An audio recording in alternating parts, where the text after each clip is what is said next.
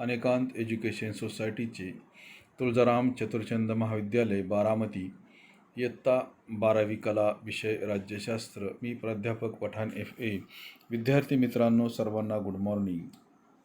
आपण प्रकरण दुसरे 1991 नंतरच्या महत्त्वाच्या संकल्पना आणि समस्या पाहत आहोत. त्याच्यामध्ये आपण जागतिकीकरण ही संकल्पना पाहत आहोत आणि आधीच्या तासाला आपण जागतिकीकरणामुळे घडून आलेले बदल पाहत आहोत. त्याच्यामध्ये आपण प्रामुख्याने काही मुद्द्यांचा अभ्यास केलेला आहे. त्याच्यामध्ये आपण कामगारांचे स्थलांतर पाहिलेले आहे. तिसरा मुद्दा ट्रान्सनॅशनल कंपन्यांचा उदय. यामध्ये आपण आकडा अ कामगारांचे स्थलांतर पाहिलेले आहे. यामध्ये आपण पाहिलं होतं की कुशल आणि अर्धकुशल कामगारांचे आज एका राष्ट्रातून म्हणजेच एका देशातून एका राज्यातून दुसऱ्या राज्यामध्ये स्थलांतर होताना दिसते.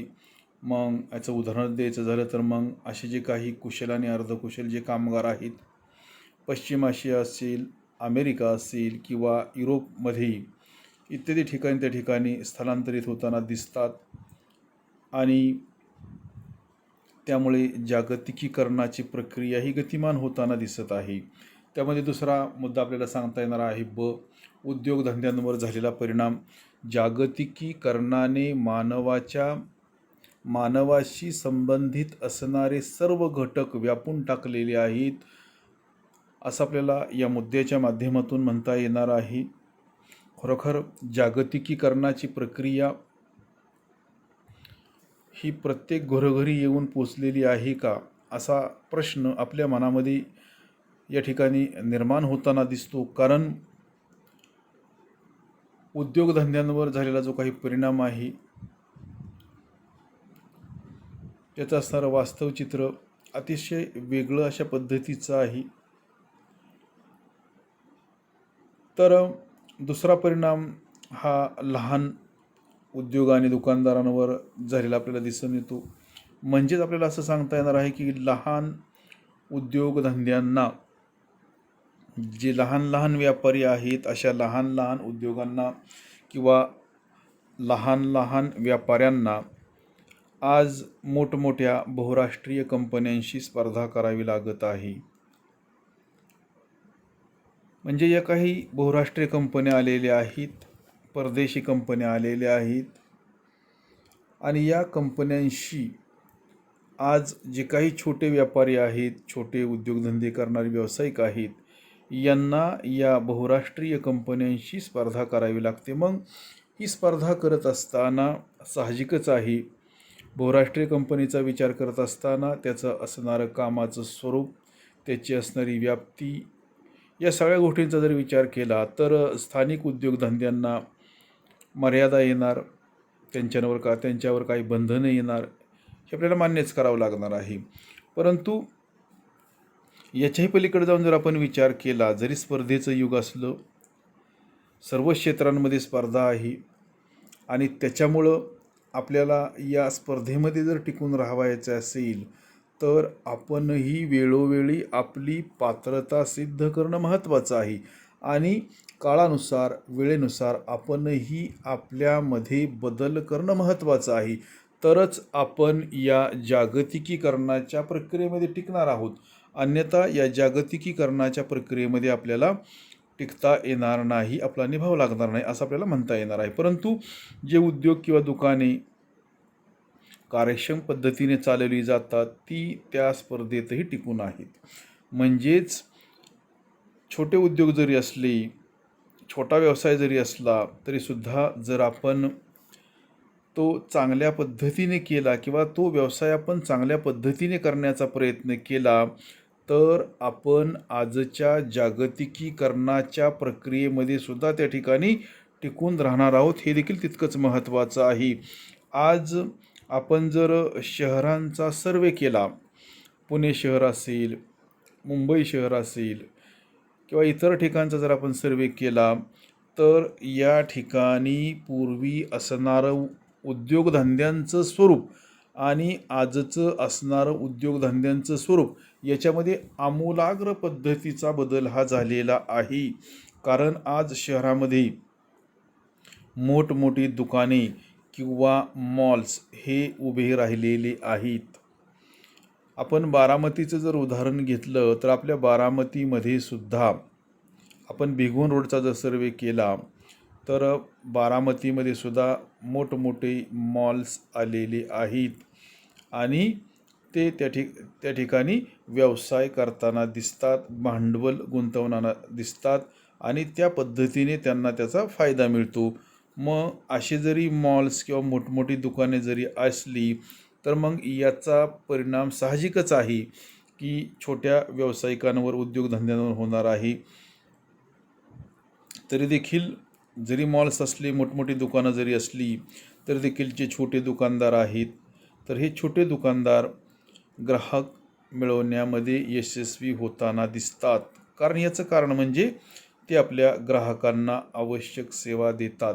आज जागतिकीकरणाचा विचार करत असताना आपण पाहिलं की स्पर्धा आहे. स्पर्धेमध्ये जर आपल्याला टिकून राहायचं असेल तर आपण आपला जो ग्राहक वर्ग आहे या ग्राहक वर्गाला आपण जर चांगल्या पद्धतीची सेवा दिली तर या स्पर्धेमध्ये सुद्धा ग्राहक वर्ग त्या ठिकाणी टिकून राहणार आहे. म्हणजे जागतिकीकरणाचा परिणाम किंवा जागतिकीकरणाचा प्रभाव सांगता येणार आहे की मोठमोठे दुकानदार आलेले आहेत, मोठमोठे मॉल्स त्या ठिकाणी उघडण्यात आलेले आहेत. पूर्वी नव्हते परंतु आता आहेत.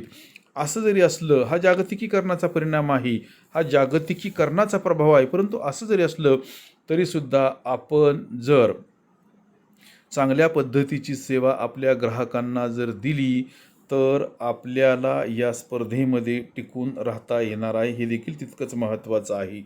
याच्यातला तिसरा परिणाम आपल्याला सांगता येणार आहे आणि तो परिणाम म्हणजे शेतीवर झालेला परिणाम. एकंदरीतच आपण जर विचार केला तर या जागतिकीकरणाच्या प्रक्रियेने सर्वच गोष्टींवर परिणाम झालेला आहे. याच्यामध्ये मग कामगारांचं स्थलांतर मोठ्या प्रमाणामध्ये होताना दिसतं. ज्या ठिकाणी उद्योगधंदे आहेत त्या ठिकाणी कामगार स्थलांतर करतात. त्याच पद्धतीने याचा परिणाम दुसरा मुद्दा आपल्याला सांगता येईल उद्योगधंद्यांवर पण झालेला आहे. पूर्वी नव्हते असे उद्योगधंदे वेगवेगळ्या ठिकाणी निर्माण होताना दिसतात. त्याच पद्धतीने या जागतिकीकरणाच्या प्रक्रियेने शेतीवर सुद्धा परिणाम झालेला आहे. म्हणजेच आपण जर भारताचा विचार केला तर आपण म्हणतो की भारत हा कृषीप्रधान देश आहे. मग तिसऱ्या परिणामाचा जर आपण विचार केला तर तिसरा परिणाम हा आपल्याला शेतीच्या संदर्भामध्ये बघायला मिळतो. आणि आज शेतकऱ्यांचा जर आपण विचार केला म्हणजे काही जागतिकीकरणाचे फायदे पण आहेत. ज्या पद्धतीने जागतिकीकरणाच्या परिणामांचा जर आपण विचार केला तर जागतिकीकरणाचे परिणाम सकारात्मक पण आहेत आणि नकारात्मक पण आहेत. याचा आपण शेवटी अभ्यास करणारच आहोत. परंतु सर्वच गोष्टी नकारात्मक आहेत असं सुद्धा नाही, काही गोष्टी सकारात्मक सुद्धा आहे. हे सुद्धा आपल्याला लक्षात ठेवणे महत्त्वाचे आहे, गरजेचे आहे. याचा तिसरा परिणाम शेतीच्या संदर्भामध्ये आपल्याला बघता येणार आहे. आणि आज शेतकरी आपला शेतामध्ये पिकणारा जो काय शेतकऱ्याचा जर आपण विचार केला, भारतीय अर्थव्यवस्थेचा तो कणा आहे शेती. मग या सगळ्या गोष्टींचा जर आपण विचार केला तर शेतीमध्ये किंवा शेतकऱ्यांची असणारी एकंदरीतच मानसिकता याच्यामध्ये कुठंतरी बदल होताना दिसतो. पूर्वी ज्या पद्धतीने शेतकरी शेती करावायचा, मालाची विक्री करावायचा, त्याच्यामध्ये कुठंतरी बदल होताना दिसतो आहे. म्हणजे आज शेतकरी आपला माल मोठ्या कंपन्यांना मध्यस्थीशिवाय थेट विकू शकतात. हे देखील तितकंच महत्त्वाचं आहे. शेतकरी आपल्या शेतामध्ये जो माल त्या ठिकाणी पिकवतो म्हणजेच जे पीक तो घेतो तर ते पीक घेत असताना किंवा विकत असताना जर त्याच्यामध्ये मध्यस्थी झाली तर त्याचा पाहिजे तेवढा मोबदला शेतकऱ्याला होताना दिसत नाही. कारण त्यातील काही वाटा हा मध्यस्थ्याला सुद्धा त्या ठिकाणी जाताना दिसतो.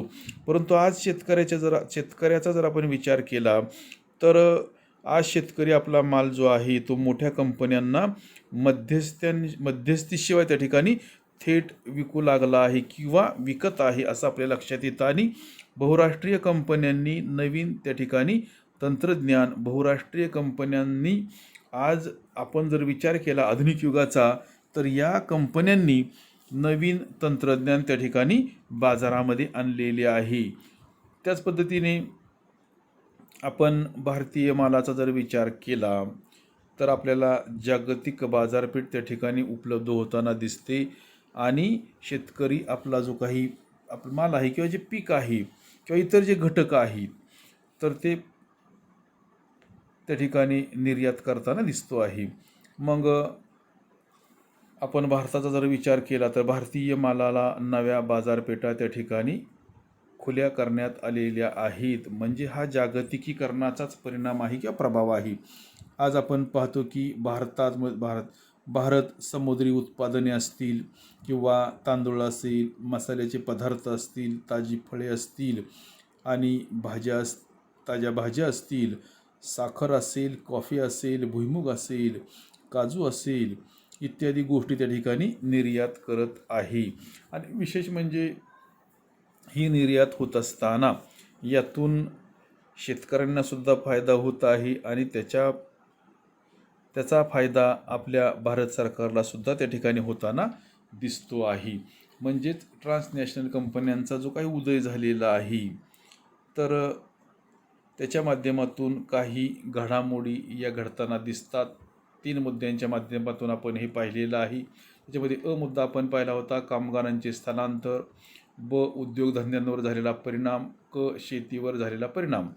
तर या सगळ्या गोष्टींचा विचार करत असताना जरी स्पर्धा असली तरीसुद्धा आपण जर आपली पात्रता सिद्ध केली तर आपल्याला सुद्धा या स्पर्धेच्या युगामध्ये टिकून राहता येणार आहे. हे देखील तितकंच महत्त्वाचं आहे. कारण काळ, वेळ, परिस्थिती ही गतिमान आहे आणि त्याच्यानुसार आपणही आपल्यामध्ये बदल घडवून आणणं महत्त्वाचं आहे असं आपल्याला ठिकाणी नमूद करता येणार आहे. त्याच्यानंतर बघा याच्यामध्ये बी मुद्दा आहे. मेन मुद्दा बी आपण पाहिला आर्थिक घटक या ठिकाणी पूर्ण झालेला आहे आपला. त्यानंतर बी आहे राजकीय घटक किंवा राजकीय क्षेत्र. मग जागतिकीकरणाच्या संदर्भामध्ये जर आपण या घटकाचा विचार केला किंवा या मुद्द्याचा जर विचार केला तर राजकीय घटकावर आपल्याला त्या ठिकाणी लक्ष केंद्रित करता येणार आहे. आणि याच्यामध्ये सुद्धा आपण एकंदरीत 4 वेगवेगळ्या मुद्द्यांचा अभ्यास करणार आहोत. मग याच्यामध्ये लोकशाहीचे महत्त्व असेल किंवा ब सांगता येईल राज्याचे स्थान असेल, क बिगर राजकीय घटक असेल, ड मानवी हक्क असेल, असे काही आपल्याला वेगवेगळे मुद्दे याच्यामध्ये त्या ठिकाणी नमूद करता येणार आहेत, सांगता येणार आहेत. मग राजकीय क्षेत्रामध्ये पहिला जो मुद्दा आहे लोकशाहीचे महत्त्व. लोकशाही म्हणजे काय तर ज्या ठिकाणी जनता सार्वभौम असते त्याला लोकशाही शासन पद्धती असे म्हणतात. ज्या ठिकाणी जनताच निर्णय घेते, जनताच राज्यकर्त्यांची निवड घेते ठराविक काळासाठी, अशा शासन पद्धतीला लोकशाही शासन पद्धती असे म्हणतात. आणि लोकांनी लोकांसाठी लोकांकडून चालविलेले शासन म्हणजे लोकशाही शासन पद्धती होय. मग राजेशाही असेल, हुकुमशाही असेल, महाजनशाही असेल, हे जे काही प्रकार आहेत शासन संस्थेचे यातला सर्वात जो चांगला कोणता प्रकार असेल तर त्याला आपल्याला लोकशाही शासन पद्धती म्हणता येणार आहे. आणि जगातील बहुसंख्य देशांनी लोकशाही शासन पद्धतीचा स्वीकार केलेला आहे.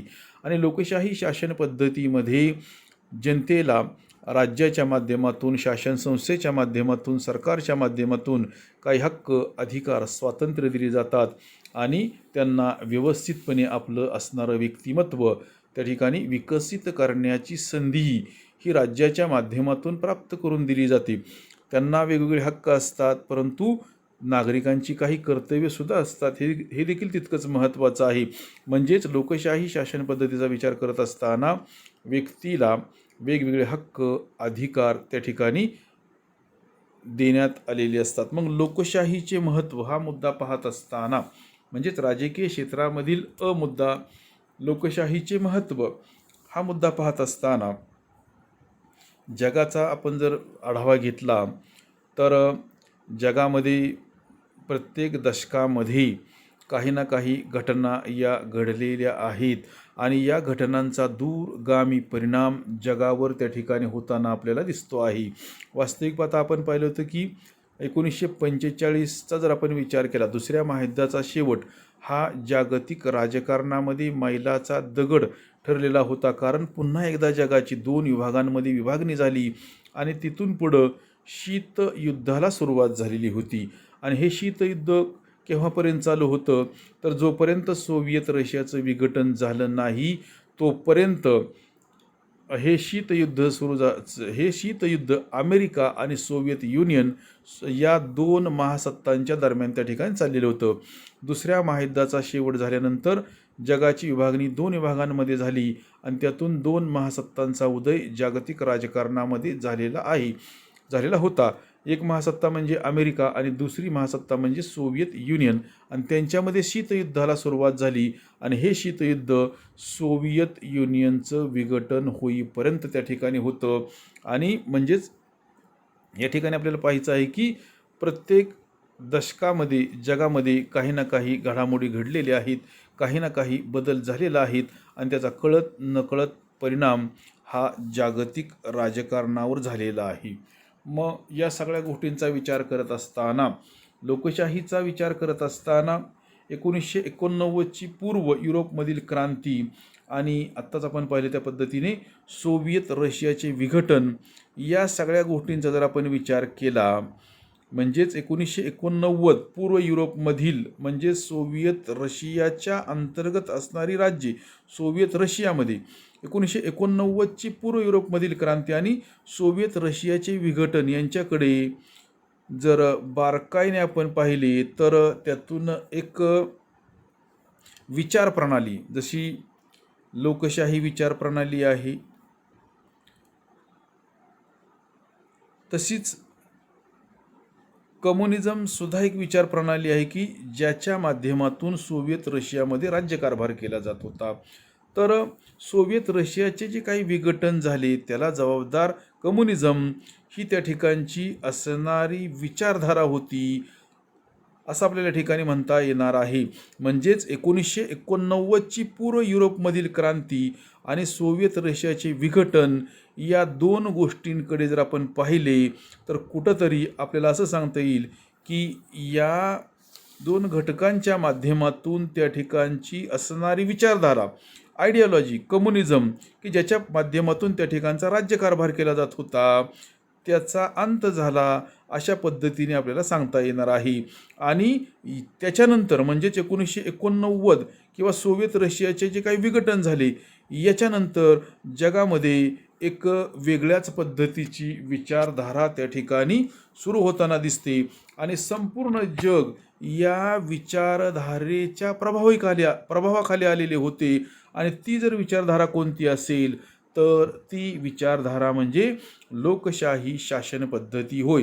म्हणजेच सोव्हिएत रशियाचं जे काही विघटन झालं किंवा सोव्हिएत रशियात विघटनानंतर जी महासत्ता राहिली नाही त्याला जबाबदार म्हणजे त्यांची असणारी विचारधारा, त्यांची असणारी विचारप्रणाली.